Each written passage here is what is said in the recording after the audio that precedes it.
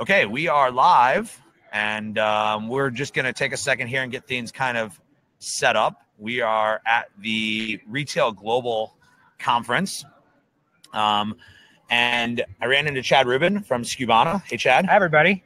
Thanks for joining. And Chad asked me some really interesting questions about Feedback Genius and about his account, and he agreed to share his account and for us to do kind of a live demo walkthrough of his account where he can kind of ask me questions of what he should or shouldn't be doing. I can make some recommendations of ways to optimize the account, right? That's kind of what the goal was. Yeah, so for me, I was looking at my feedback. We used to actually have a lot stronger feedback. And for me, feedback and looking at my feedback on a 30-day period versus my competitors, I get to see how well we're doing in terms of order volume versus our competitors. I've just seen that our feedback has been low, especially since Amazon changed some of their policies with opt-in. Right. And so what I'm doing here with Chad is something I do with clients on a semi-regular basis. And we're just recording it. Like, that's the biggest difference. So we're going to try to get to people's comments if they leave them. But we're really going to focus on kind of the account part of this. So we'll be kind of keeping an eye on the comments as they come through. But so please go ahead and add them if you have any.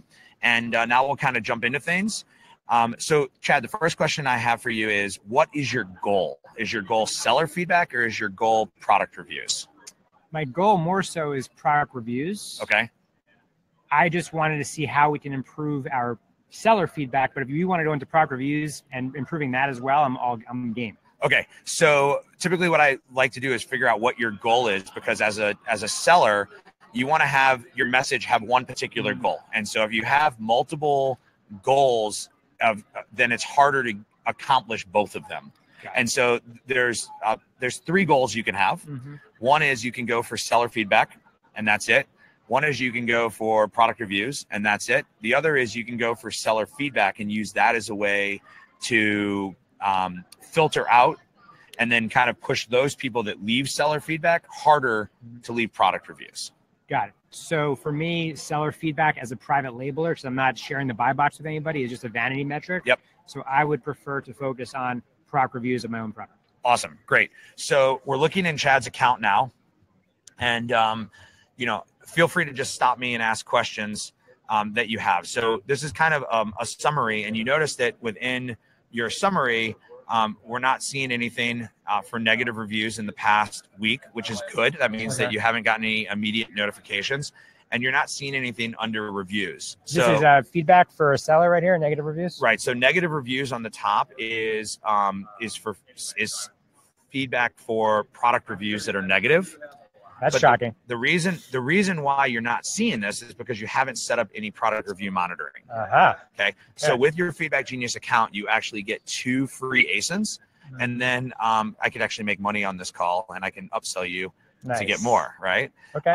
And so if it's valuable, let's do it. So here's what, and I have your account pulled up, your Amazon account. So we're going to look here, and what we want to do is go in and just what's one of your high velocity products? High velocity products. Let's just, I don't know, if just on a rating basis, let's just pull this one right here, the shark. Okay. So we'll look at this product, and we're going to take the ASIN from this product. And we're going to add that in here and do a search. We're going to find the product, and we're going to add it. And what you can do for this is you can actually create what's called a short name. And then we're going to track the product as well. So that's kind of the first critical part is tracking. So we wanted to call it the Shark Navigation Lift Away Vacuum. It's a filter, but yeah. Okay. I want to say hello to Quiet Tip and Al, Karen and Judy. Thank you for joining. Thank you for the compliment on our jackets. We actually did not coordinate that today. Okay, so we've set the short name. We're going to save that. The reason why we want a short name is that when you are in your emails, you'll see that you have a variable for the name. And the name that's going to show up right now is this whole thing. That's long. And so that's going to kind of junk up your email when people see that. And when you add a short name, then the only thing that's going to show up is going to be the short name. So that name would show up in the email itself. In the email itself, okay, right? And so that's going to set up product review monitoring. And then if you wanted to add more, you would come into your account, you would go into settings, and you would go into subscription, and you would change your plan.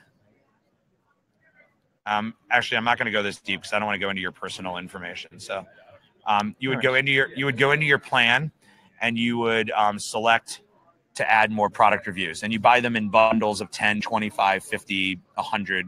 And so I would recommend you 80-20 your products, and you just do the reviews on your high velocity products. So you do it based on units or revenue?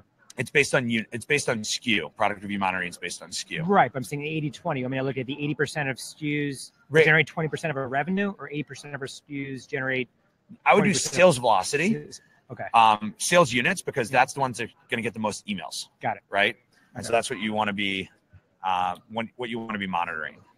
So now you'll start to see the information is going to start to populate, because now we have review summaries. You're now be set up to get review notifications if you get a low review, and you can start adding and getting more kind of transparency into people leaving bad reviews. And that'll show my average reviews. This box right here will show average. Correct. Right? Correct. It's going to take a little time for it to start pulling all the data in. Okay. So that's kind of the first thing I saw in your account. Okay. The second thing that I saw in your account is that we're going to come into here, and actually I'm going to come into here, the sent items. And here is where I can kind of see all of the emails that you've sent to your clients. And remember, these go through the buyer messaging system. So it's not tied to their personal email. It's tied to the Amazon email, and which makes it all, terms of service compliant. And the first thing that jumps out at me is that your subject line is like literally the same for everything, right? And so that gives me kind of an indication of an area of potential for you to improve. The other thing that I look at is I look at your feedback. And when I look at your feedback, I can do a filter. And so I'm going to filter for 3 stars or below. Now, this is seller feedback, not product reviews, but you have several people who are complaining in seller feedback that they've had some kind of issue. And so these are all things that you could set up as notifications to be going to your customer service department. How do I do that? It's probably already set up. So I have a team of VAs that are doing this, and their job is to reach out, get negative feedback removed. So they are, it's going to your support and it's going, it's coming, negative email format is coming from the buyer. Yep. And that's giving them so one thing you may want to do is auto blacklist people who leave negative feedback. So if somebody leaves negative feedback, you don't want to message them again in the future. So we can turn that on. Okay. It's a good little feature. Great. Kind of keep yourself, if they left negative feedback, why do you want to ask them for a review? And then obviously when you're looking at your feedback, anything that is negative allows you to also handle it from the customer service department, right? And if this is, do you do merchant fulfilled or all FBA? Or we're doing FBA, and then we fulfill out of our own warehouse. Okay, so you have a 3PL. And so obviously if these are Amazon issues, you can get even the seller feedback removed through the normal process. If it's your own shipping, then you can't, right? Like that's unless it doesn't comply with Amazon's terms. Yes. Yeah. So the next thing that I want to look at is I want to actually look at your, I want to look at all of yours, and I start to see that you have a lot of people who are actually, right? So you had one person who will never buy from you. Well, here's somebody that will buy from you, right? They say thank you. Yep. You have an opportunity when somebody leaves you a 5-star review to actually create a message directly to that person and say, hey, you've left me seller feedback. Would you consider leaving a product review? Okay. So that's a special filter that we have. And you can do that you can automate that through feedback channels. We're going to automate that. Yeah. So now that I've identified a couple of things within your account, so I've identified that you have an opportunity with people who are leaving seller feedback. I've identified that you have some negative reviews that we may want to just change to tweaking. And I saw your subject lines, right, as kind of key areas that we want to look at. And my goal is product reviews. So your goal is product reviews. Yeah. And what I tell people about subject line is is that a subject line that would cause you to open the message, right? I saw one other area for optimization for you. So wait, real quick, what do you recommend for the subject line? What have you seen doing this for such a long time you'd recommend in terms of copy? Yeah, so my recommendation is that you create an email workflow, right? We're both internet marketers, and we use a lot of email workflows to communicate with you guys, right?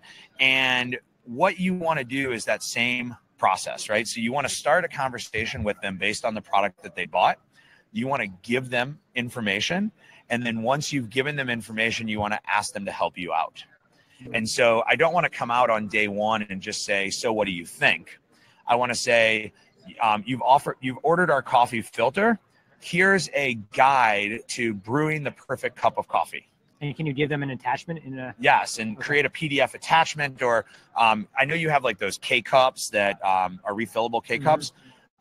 I've owned those. They're a pain in the butt to clean, right? Is there a certain way that you clean them? Are they dishwasher safe? So maybe you create a document on caring for your refillable K cup.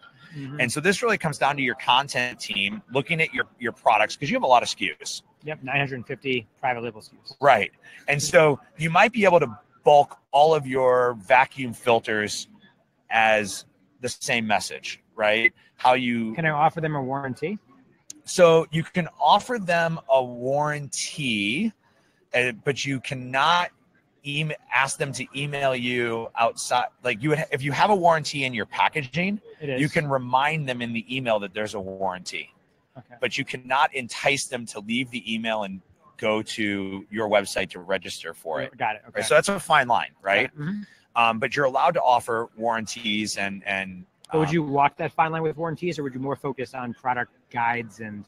So what I would do is I would take let's take your vacuum filters, right? Because that's a category. Yep. I would take your vacuum filters and I would say, what are the 3 pain points to someone who buys a vacuum filter? And my first message would be addressing those pain points, preferably with some type of PDF attachment. And so you're really just giving without asking for anything in return. Installation guide. Installation. So it doesn't apply to every filter, so I'd have to do a different one for each filter. What about a cleaning guide, right? Isn't there certain ways to clean them so that they have longer use? It's a good right? idea. I like it. I have a HEPA filter on mine, so I deal with that. Most of our filters are washable, reusable, so we can have directions on how to wash and reuse your filter. Right, and so then your subject line could be something like your guide to longevity with your filter, or something like that. Something that if they read, they're going to get value from. So therefore, they want to read it because and maybe what you do is you create like an IKEA type flyer that's like, this is our installation guide, and we have and it's the installation guide for every filter you have, and it just tells them, pick your filter here and go to page 5, pick your filter here and go to page 10, and then you don't have to have 10 different PDFs or 200 different PDFs, right? And so you can kind of make that choice of what works best for your business. Sure. But what you're trying to do is give that customer value. And by giving that customer value, you create a relationship where when you send the next message, they actually want to communicate with you. Because I don't know about you, but I get a lot of emails on a daily basis. Yeah. And when you're getting a lot of emails, you got to cut through the noise. And so that's what's really critical, is making sure that it's a message that's going to cut through the noise. And if I spent money on a filter or on coffee or I don't know all of your products, but I know those are 2 of your bigger ones. Those are things that I might have a desire to want to understand what I just bought and how I'm supposed to use it and stuff like that. And we can do a test on like the top 10 products, start there, and then. Yeah, that's always what I recommend, is that you start with a certain number of ASINs and then you kind of grow from there with the number of ASINs that you're looking for. Okay. So let me show you a couple of other things that I've kind of recognized within your account. Okay. So you have a lot of paused messages, which there's nothing wrong with. We're going to actually just look at your active messages. So Seller Labs and Feedback Genius more particularly, it sends your messages based on your trigger, okay? And so you have multiple different trigger dates at 2 days, 5 days, 7 days. excuse me, the message that concerns me within this setup is your general feedback. Okay. So your general feedback email is your catch-all. And here's how I saw that. I went into here and I went into edit. And when I looked at all of your different messages, this is what I saw as kind of your catch-all that's in here. Your other messages all have ASINs attached to them. So you're sending a specific message based on the product that you're selling. Okay. We have slow internet here at the conference. So is it loading? Spinning wheel of death. Of course. Isn't that the truth? Oh, someone said here, Scott, what about adding video link to a how-to video that's on YouTube with your first email? Okay, so that's a really good idea. But it's I need to log back into the account. So I'm going to just do it over here where I'm not in the screen.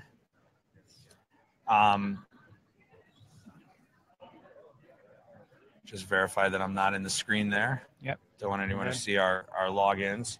So I don't recommend that you actually do that for anything that is going to a YouTube video. What you should do is load that video to an S3 bucket, which is an Amazon page, and then you can do that. When you're in if you're sending it to a YouTube, then you're actually sending the traffic off of Amazon, which is a violation of what Amazon wants you to be doing. So I can take the video, upload it to Amazon AWS? It's called an S3 bucket. It's where Amazon stores their videos. Okay. And then you can actually link to it. There. And that's completely within the TOS. That's within the TOS because you're not linking them off of Amazon. Okay. And that's what you want to be doing is keeping them in the Amazon ecosystem. You can embed videos into your messages. It's not highly recommended, just because it's been seen that performance with videos and a lot of graphics actually degrade the attention that you get from your customer. You think it gets better, but it actually doesn't. Okay. So we're in here.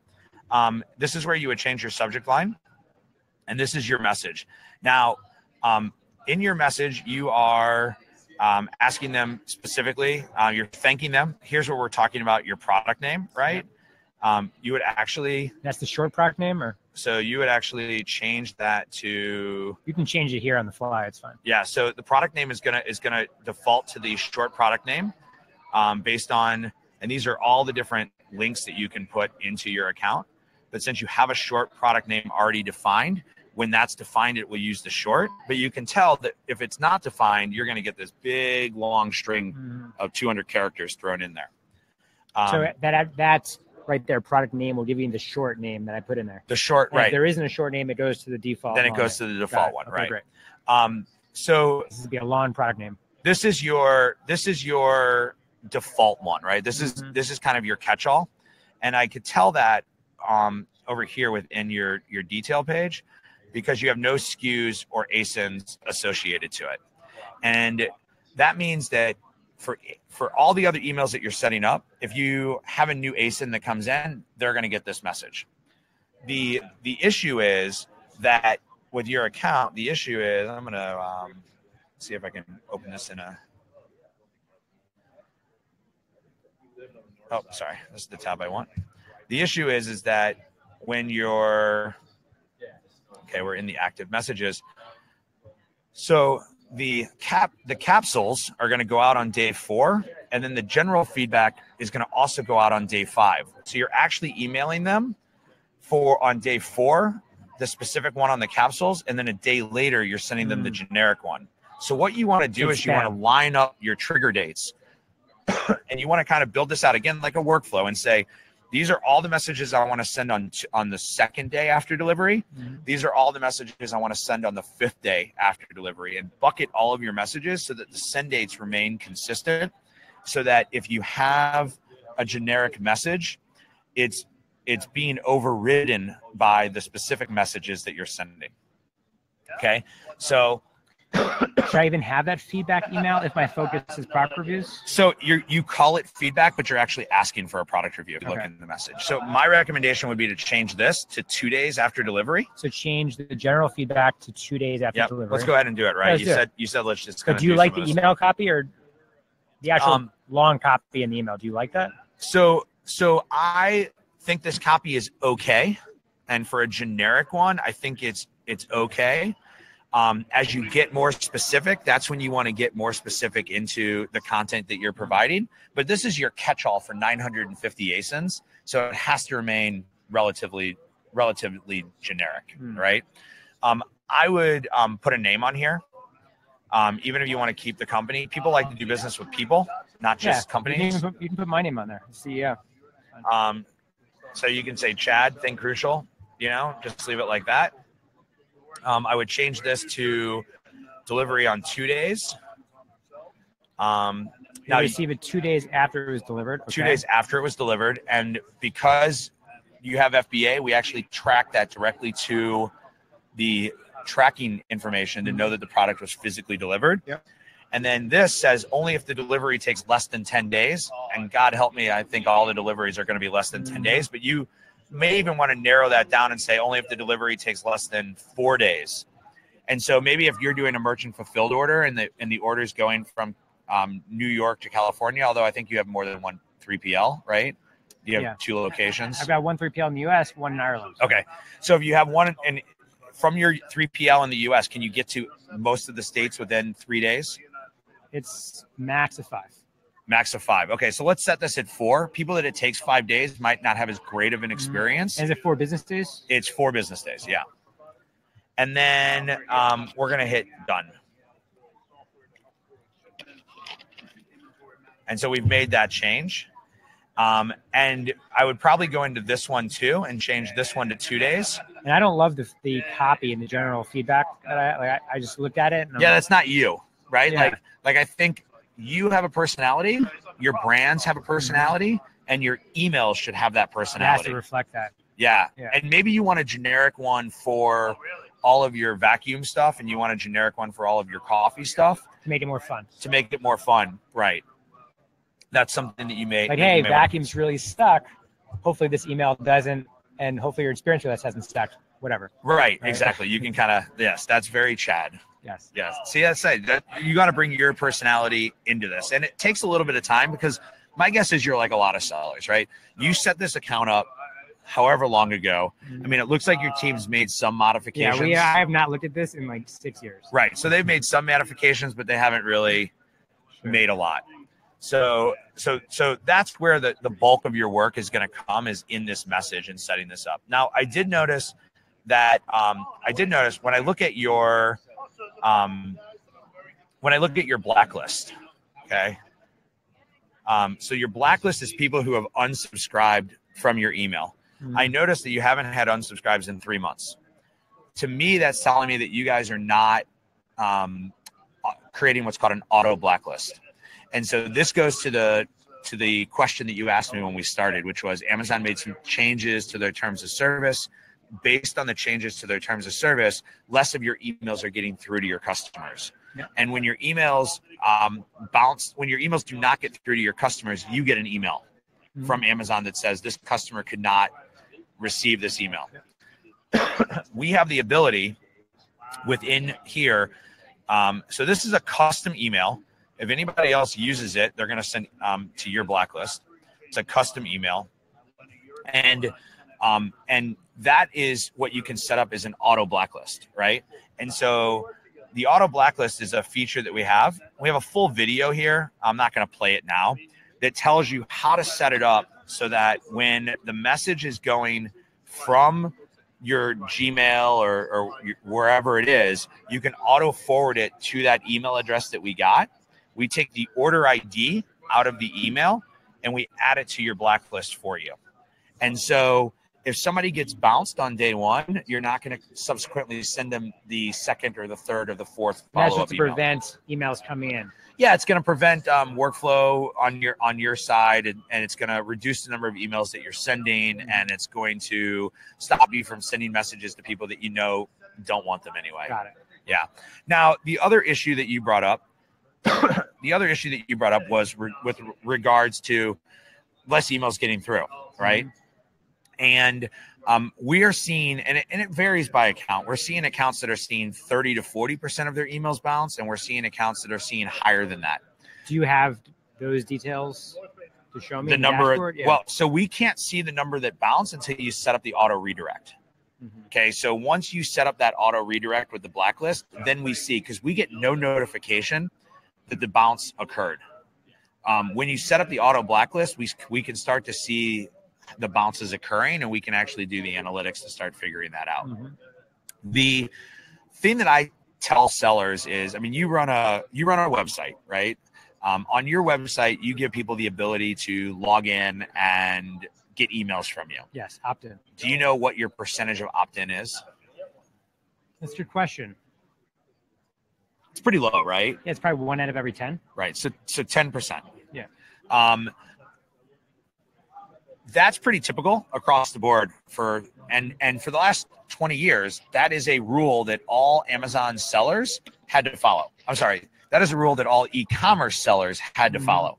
But Amazon never followed that rule, right? Amazon never had a system in place to allow buyers to opt out of messages from us. And so we were able to freely message them.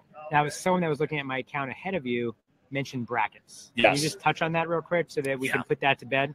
Yeah. So when you get the message, let's see if it's in here to see. I want to say hello to Jared King for joining. What's up? Thanks for the shout out. So in the email that you get from Amazon, what they tell you is that you can, if you have a message that you need to send a user and it's critical, okay, and they define critical as non-marketing, non-promotional, critical to the process of the product. So even asking for a review is not considered critical. How about instruction manual? So instruction manual could be considered critical because it's critical to the use of the product.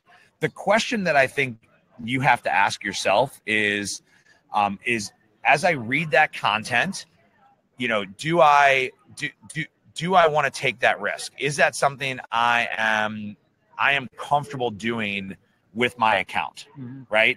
And so what I would say is that I would interpret that email from Amazon in the most conservative way possible, because I don't think Amazon has a lot of wiggle room in how they're looking at that. And I think in other things that they do, they have a lot of wiggle room. And so if you're trying to split hairs in the language of that and saying this might work, this may not work, it's gray, and you might get yourself in trouble. And because Amazon has come out so hard, I really believe that is, they're not going to have a tolerance within that. And just to be clear, it's brackets in the subject header? It's brackets in the subject header with the word important. Okay, got it. Yeah.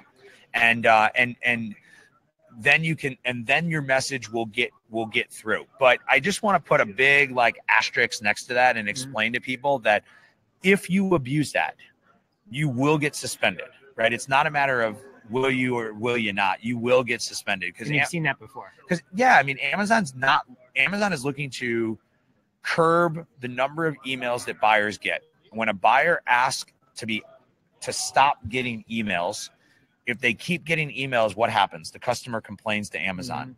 As soon as that happens, Amazon's going to go and they're going to look and they're going to say, okay, you added the bracket important to your email, forcing it through the system, which meant you were knowingly violating Amazon's terms of service. Okay, that's fair. Yeah. So it's definitely a question a lot of sellers have, and something that a lot of sellers are trying to figure out, because it's a new normal, right? We've got a new normal, and the new normal is that not as many messages are going through. The new normal is that your subject line is critically important. The message, because the subject line is going to determine whether it's opened or not, right? Yep. And I know as internet marketers, that's what we look at. We look at open rate, and then we look at click rate. Amazon made another change because they just love making changes. The other change was that they added a pop-up window that now puts up a warning so that if you want to track click rate, you can't do it anymore. And so we can track open rate, but we can't track click rate. And as a seller, you actually have the ability to override that. But the warning to all sellers is that, I mean, it's a big, like, warning box. Have you ever gotten one of those warnings that says, like, you are about to leave this site, Yep. click this box? That's what pops up.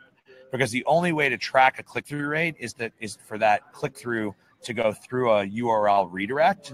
And that URL redirect is then identified by Amazon, and Amazon then throws up that warning. Can we see the open rates for these messages now? Yeah, so we can look at, let's look at your general. So you click on the tab, go into analytics. Okay.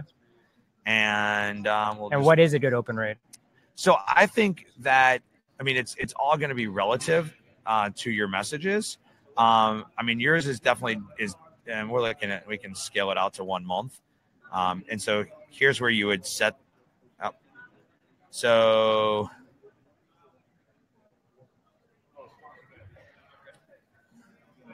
here's a benchmark. So your open rate is about 13%. The benchmark that we're getting from, you know, the system overall is 37. So, wow.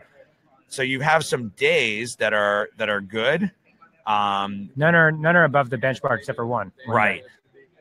And so we obviously don't have obviously click rate. We want to be above average. And so that's where I would start focusing on your subject line. Now, this is going to show you the number of emails that you sent, how many were opened, and how many unsubscribes occurred during that period of time. Mm-hmm. So you're at about 10%. So you obviously have room for improvement. I think that two things are going to give you that improvement. I think one is going back to what we said, like lining up your dates of your emails, right? Because they got an email from you on day 2 and they got an email from you on day 5, and they both said, so what do you think, right? So that's going to definitely be a help. I think the second is that if you are giving them value, their desire to want to open that email increases significantly. So value in the first email and then be asked in the second email? Yes. So that's what. Do you have any templates that you guys have on the blog that I can take a look at that are just best practices and have shown to be a very high open rate, subject lines and the content body? So we don't, because everything is so unique to individual accounts and customers, it's hard for us to actually have, like, we have templates, but our templates lack personality, right? And so what I would say is that, like, our templates are there to help you get started, but you have to add the personality to the template. Like you said, like, you have to know the persona of your buyer. You have to know what you're trying to accomplish, and you have to spend some time writing that email so that it connects with the buyer who bought your product. And remember that buyer probably has, if they're anything like me, they have 7 to 8 boxes from Amazon coming to them every week, right? Which means they're getting all of these emails that are coming through to them as well. Amazon is sending emails, right? Amazon sends retargeting emails. Amazon sends all these different types of emails. And so as a buyer, you're inundated, and that's where you have to create that connection. Mm-hmm. That's what it's about. And if you have a very generic product, it's hard to make that connection. If you have a product that requires some extra effort, right? Like how to install a vacuum filter, or coffee is something people are passionate about, you have an ability to create a connection between your brand and the customer, and to start curating that brand so that customer wants to now do something to help you. Yeah, like on our own website email lists, we put out amazing email with great copy. Yep. That has a personality.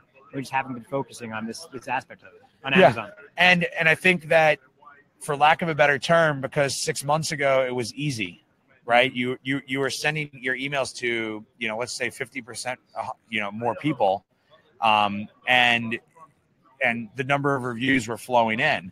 As your pool of who you can email to decreases, the quality of your content needs to get better, so that those people want to engage with you. One other thing that you might want to consider, let's go back into the capsules. So we have the ability within the message.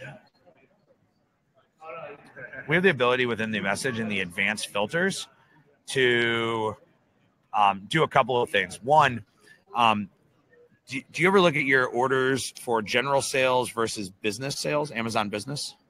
Yeah, we do. Okay. So if you have a product that has a lot of Amazon business sales, you can actually create an email specific to Amazon business or one that's specific to orders. That's great. And what you would do, again, is you would set it up for the same ASINs on the same delivery date. One would just be for business orders and one would just be for standard orders. And then you can talk to a business in a different way than you would talk to of course, a customer. The other and we thing, actually updated our pricing for business, for Amazon Business, and we give a 5% off. And then as they buy more, we give them more discounts for volume. Right. The other thing that you can do is, and you already have this turned on, you can skip if the buyer has initiated a return. So now you're doing this 2 days after the purchase. So but it's 7 days after the purchase. If they've already started a return, the sale will actually, the emails will actually stop so that you don't send it to somebody who is returning your product. If the final thing that you can look at, and this is like, you've got other things to fix, so I wouldn't spend your time on this right now, but you can actually create a series of messages for somebody who buys your product multiple times.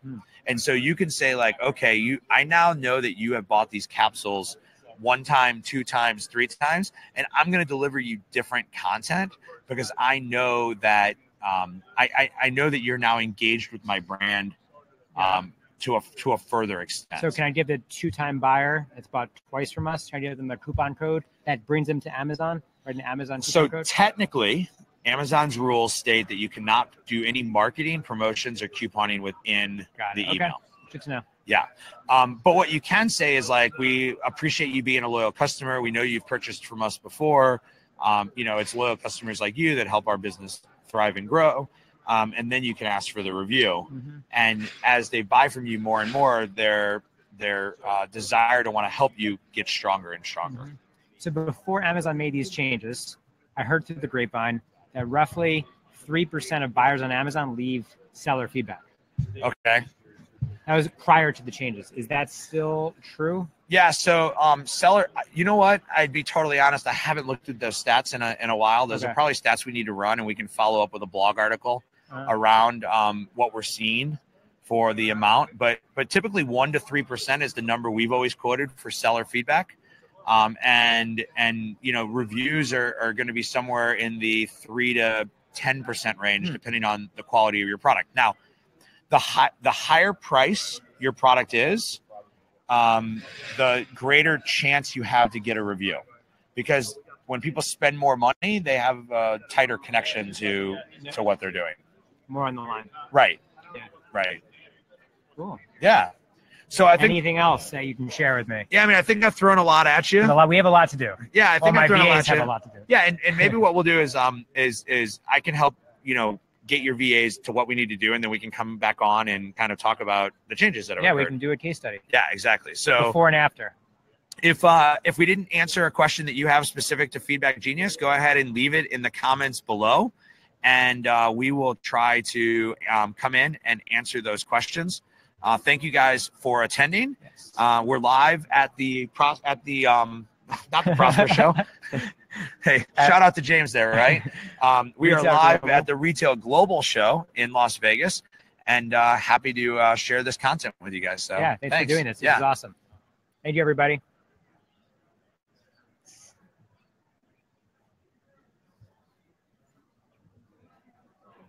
Where is my screen? Yeah, we're still live. We're still rolling. Oh, that's not good.